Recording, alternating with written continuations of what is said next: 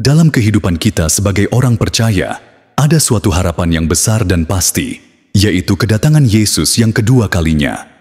Sebagai pengikut Kristus, kita diajar untuk hidup dengan pengharapan ini, dan memahami apa yang akan terjadi di akhir zaman adalah penting untuk memperkuat iman kita.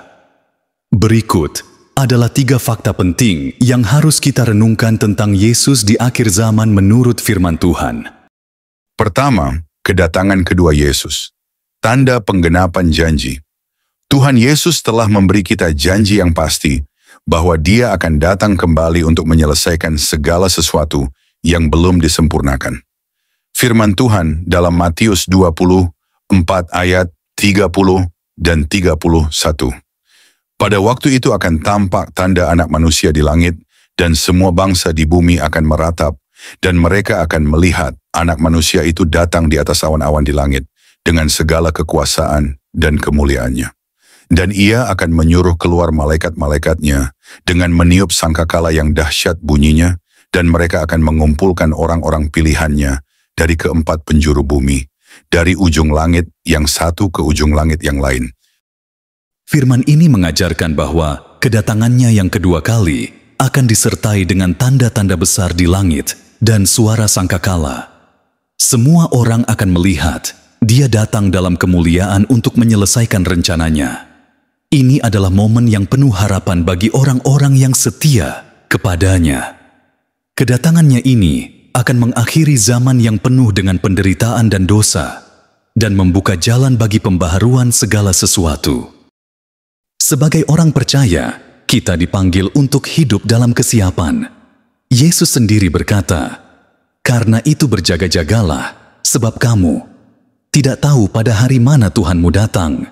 Matius 24 ayat 42. Kedua penghakiman terakhir. Kebenaran yang tidak dapat dielakkan. Penghakiman terakhir adalah kenyataan yang harus dihadapi oleh setiap orang.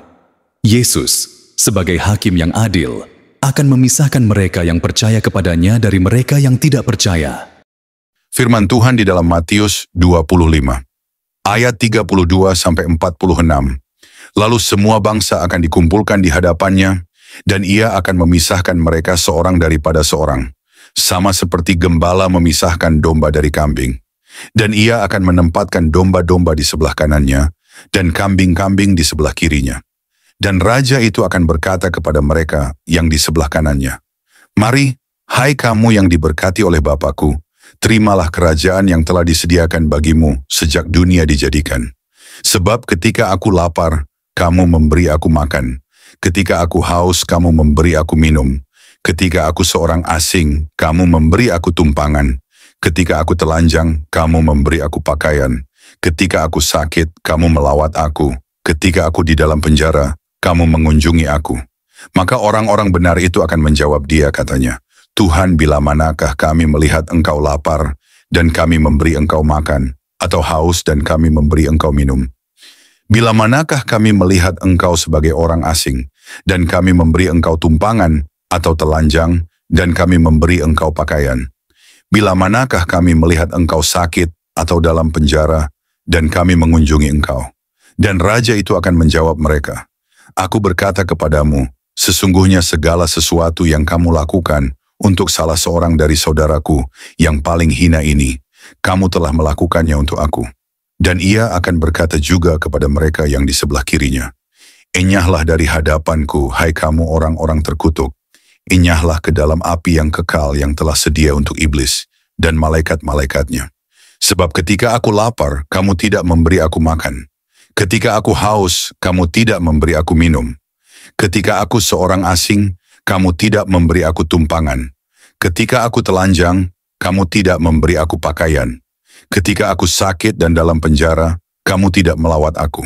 Lalu mereka pun akan menjawab Dia, katanya, "Tuhan, bila manakah kami melihat Engkau lapar, atau haus, atau sebagai orang asing, atau telanjang, atau sakit, atau dalam penjara dan kami tidak melayani Engkau?" Maka Ia akan menjawab mereka, "Aku berkata kepadamu, sesungguhnya segala sesuatu yang tidak kamu lakukan untuk salah seorang dari yang paling hina ini, kamu tidak melakukannya juga untuk aku." Dan mereka ini akan masuk ke tempat siksaan yang kekal, tetapi orang benar ke dalam hidup yang kekal. Firman ini menggambarkan bagaimana Yesus akan menghakimi setiap orang berdasarkan perbuatan mereka. Apakah mereka hidup sesuai dengan kehendak Tuhan atau tidak? Orang-orang yang melakukan kehendak Tuhan dan berbuat kasih kepada sesama akan diterima untuk hidup kekal di dalam kerajaan-Nya. Sementara mereka yang menolak Tuhan akan mengalami hukuman kekal. 3 kemenangan atas kematian dan kejahatan. Harapan di dalam Kristus. Akhir dari segala penderitaan dan kejahatan di dunia ini akan datang saat Yesus datang kembali. Dalam Wahyu 21 ayat 1-4. Lalu aku melihat langit yang baru dan bumi yang baru, sebab langit yang pertama dan bumi yang pertama telah berlalu, dan laut pun tidak ada lagi. Dan aku melihat kota yang kudus, Yerusalem yang baru, turun dari sorga, dari Allah, yang berhias bagaikan pengantin perempuan yang berdandan untuk suaminya. Lalu aku mendengar suara yang nyaring dari takhta itu berkata, "Lihatlah, kemah Allah ada di tengah-tengah manusia, dan Ia akan diam bersama-sama dengan mereka. Mereka akan menjadi umat-Nya, dan Ia akan menjadi Allah mereka. Dan Ia akan menghapus segala air mata dari mata mereka, dan maut tidak akan ada lagi. Tidak akan ada lagi perkabungan, atau ratap tangis, atau duka cita, sebab segala sesuatu yang lama itu telah berlalu." Firman ini dikatakan bahwa Tuhan akan menciptakan langit dan bumi yang baru, di mana tidak akan ada lagi air mata, kematian, kesedihan, atau kejahatan. Yesus, sebagai Raja segala raja, akan memerintah dengan penuh kedamaian, keadilan, dan kebenaran. Inilah janji yang menjadi harapan terbesar bagi kita sebagai orang percaya. Pada akhir zaman, segala bentuk penderitaan dan kejahatan yang kita alami sekarang akan berakhir. Kemenangan Kristus atas kematian dan dosa akan tuntas, dan kita akan hidup bersamanya dalam kebahagiaan dan damai sejahtera yang abadi.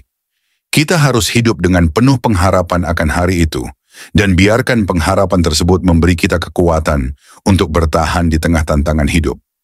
Lihatlah, aku datang segera, kata Yesus dalam Wahyu 22 ayat 12.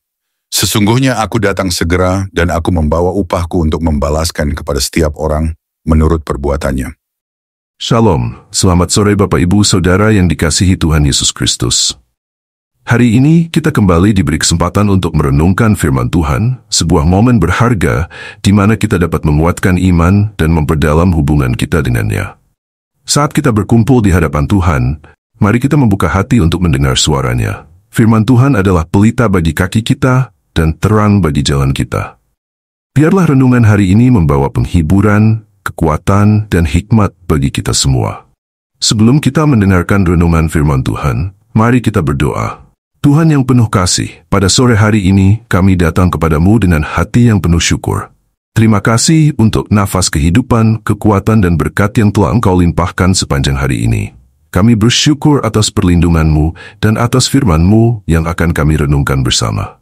Ya Bapa, kami memohon agar Engkau membuka hati dan pikiran kami, sehingga setiap kata yang kami dengar menjadi benih yang bertumbuh dalam hidup kami. Urapilah kami dengan Roh Kudus-Mu, sehingga kami dapat memahami, merenungkan, dan melakukannya dalam kehidupan kami sehari-hari. Di dalam nama Tuhan Yesus Kristus, kami berdoa dan mengucap syukur. Amin. Saudara-saudari terkasih dalam Kristus, 3 fakta ini, kedatangan Yesus yang kedua, penghakiman terakhir, dan kemenangan atas kematian dan kejahatan, merupakan inti dari pengharapan kita sebagai orang Kristen. Kedatangan Yesus yang kedua kalinya adalah janji yang pasti, dan kita harus hidup dalam kesiapan dan pengharapan akan hari itu. Penghakiman terakhir mengingatkan kita untuk hidup dengan integritas dan mengasihi sesama.